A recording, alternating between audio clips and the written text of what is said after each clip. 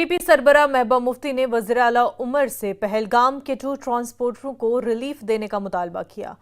महबूबा ने ट्विटर पर लिखा कि पहलगाम में पेश आने वाले अफसोसनाक वाक़े के बाद सयाहत को बहुत ज़्यादा नुकसान पहुंचा है, जिससे उन लोगों को बहुत ज़्यादा नुकसान पहुंचा जिनकी रोज़ी रोटी इस पर मुनहसर थी।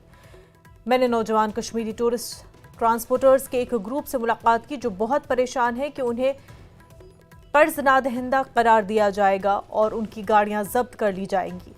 चीफ मिनिस्टर से अपील की जाती है कि वो इस मुश्किल वक्त में ज़रूरी रिलीफ फराहम करने के लिए बैंकों से कर्ज की किस्तें मुलतवी करने के लिए मुदाखलत करें।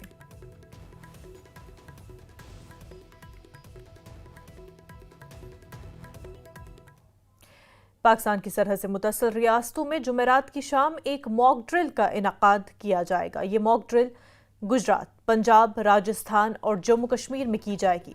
इस दौरान लोगों को अलर्ट रहने की हिदायत दी जाएगी।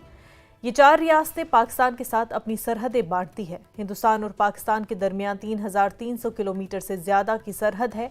जम्मू कश्मीर की सरहद से मुतसिल सरहद को लाइन ऑफ कंट्रोल यानी LOC कहा जाता है, जबकि पंजाब, राजस्थान और गुजरात से मुतसिल सरहद को बैनुल-अक़वामी सरहद कहा जाता है।